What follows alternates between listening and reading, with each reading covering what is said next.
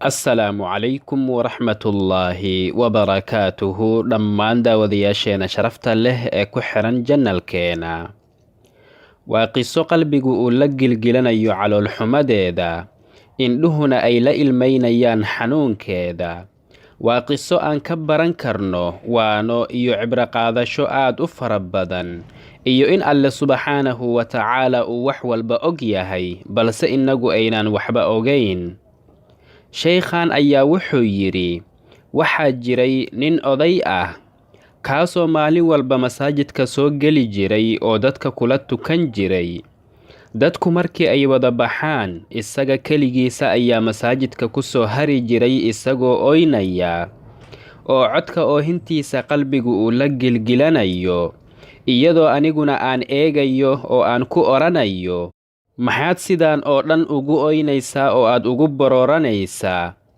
odayguna wuxuu igu odhanayay, alle dartiisa ayaan u oynayaaye idhaaf oo ha soo faragashanin arrimahayga. maalin maalmaha ka mid ah ayuu ninkii intuu masaajidka soo galay aad u ooyay. markaas buu imaamku ku yidhi, wallaahi kaama tagayo ilaa aad iiga sheegto waxa aad sidaan oo dhan ugu oynayso. maxaad samaysay? maxaase kugu dhacay? kadibna ninkii odayga ahaa ayaa wuxuu yidhi, waxaan ahaa wiil dhallinyaro ah, waxaana ahaa midka ugu weyn walaalahayga. kadibna waan guursaday, wax awlaad ahna alle subxaanahu wa tacaala iguma irsaaqin. markaas baan alle subxaanahu wa tacaala aad u baryay. kadibna wuxuu alle subxaanahu wa tacaala igu irsaaqay gabar ama canug yar oo aad u qurux badan. markaas baan aad ugu farxay oo aan ku ilqabowsaday ilaa cimrigeedu uu ka gaaray 5 sano. markaas bay gabadheedii yareed aad u xanuunsatay, waxayna ahayd wixii uu ugu jeclaa qalbigayga iyo qalbiga hooyadeeda.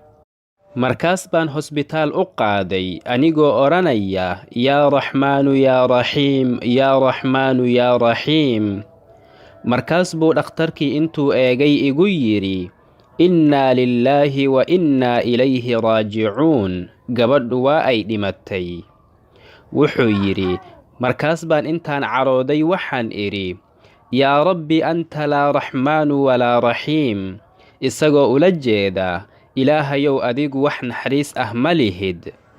wuxuu yidhi, alle ayaan ku xadgudbay jalla jalaaluhu, xaasha lilaah. daqiiqado kadibna waxaa ii yimid dhakhtarka, wuxuuna igu yidhi, gabadhaadu nolosha ayay ku soo laabatay. kadibna waxaan halmaamay sidii aan alle ugu xadgudbay subxaanahu wa tacaala.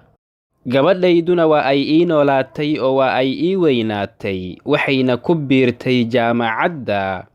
maalin maalmaha ka mid ah gabadhayda ayaa guriga ka tagtay, kumana aysan soo laaban guriga. kadibna intaan baxay oo aan saaxiibteeda aaday ayaan wax ka weydiiyey.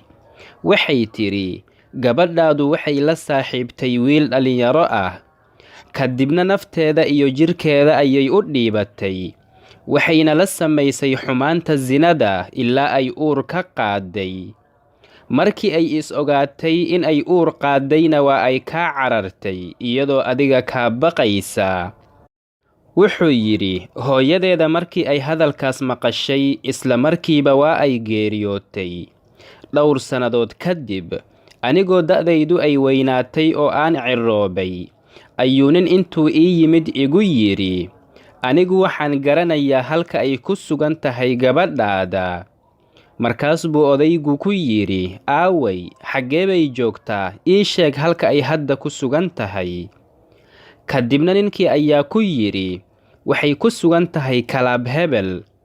odaygii ayaa aad u maroor dillaacay, wuxuuna aaday kalaabka si uu u soo eego in ay gabadhiisa tahay iyo in uu ninku been u sheegayo. markaas buu wuxuu arkay gabadhiisa oo aad mooddo in ay qaawan tahay. wuxuu yidhi, kadibna xaaladdaas ayaan u dulqaadan kari waayay, waxaana igu dhacay istaroogga. markaas baan waxaan xasuustay in alle subxaanahu wa tacaala uu raxmaanuraxiim yahay. haddii gabadhaydu ay dhiman lahayd iyadoo yar, waxay ooga naxariis badnaan lahayd dullinimada iyo qaawanaanta ay ku sugan tahay.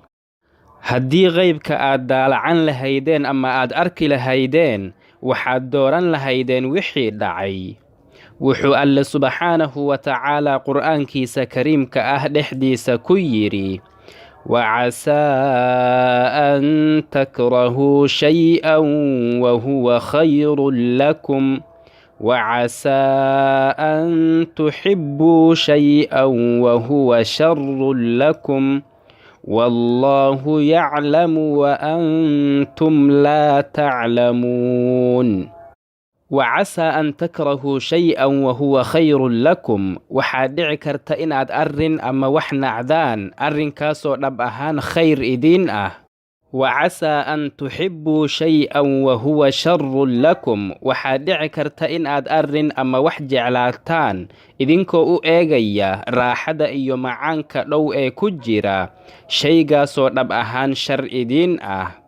Alle subxaanahu wa tacaala wuxuu og yahay wax walba oo khayr idinkugu jiro, balse idinku ma garanaysaan.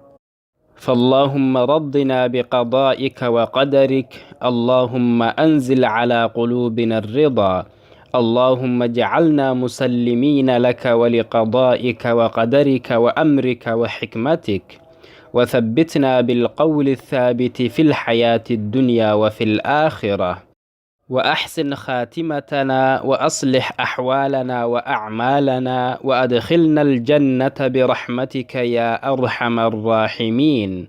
هذا والله تعالى أعلى وأعلم، وصلى الله وسلم وبارك على سيدنا محمد وعلى آله وصحبه أجمعين، والسلام عليكم ورحمة الله وبركاته.